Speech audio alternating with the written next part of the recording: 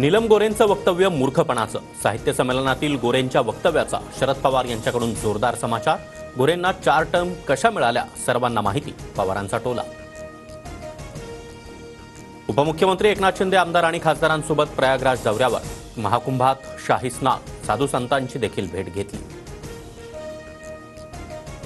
उपमुख्यमंत्री शिंदेंच्या बालेकिल्ल्यात भाजपच्या गणेश नाईक यांचा जनता दरबार. तर प्रताप सरनाईकांच्या मतदारसंघात देखील मार्चच्या शेवटच्या आठवड्यात नाईक जनता दरबार घेणार. महाराष्ट्रातील नगरपालिका महापालिका निवडणुकांबाबत सर्वोच्च न्यायालयामध्ये उद्या सुनावणी. पालिका निवडणुकांचा मार्ग मोकळा होणार की लांबणीवर पडणार याकडे लक्ष. पुणे पोलिसांकडून गुंड गजा मारणेला अटक. भाजप कार्यकर्त्याला मारहाण प्रकरणी बेड्या. गुंड गजा मारणेवर मकोका अंतर्गत कारवाई.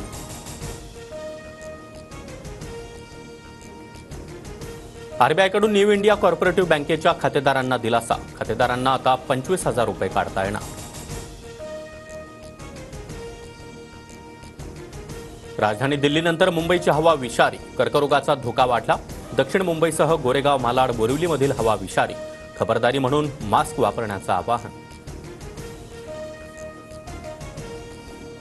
पंतप्रधान मोदींच्या हस्ते पीएम किसान योजनेचा 19वा हप्ता जमा. देशभरातील 9.8 कोटींपेक्षा अधिक शेतकऱ्यांना 22,000 कोटी रुपयांहून अधिक रकमेचं थेट हस्तांतरण.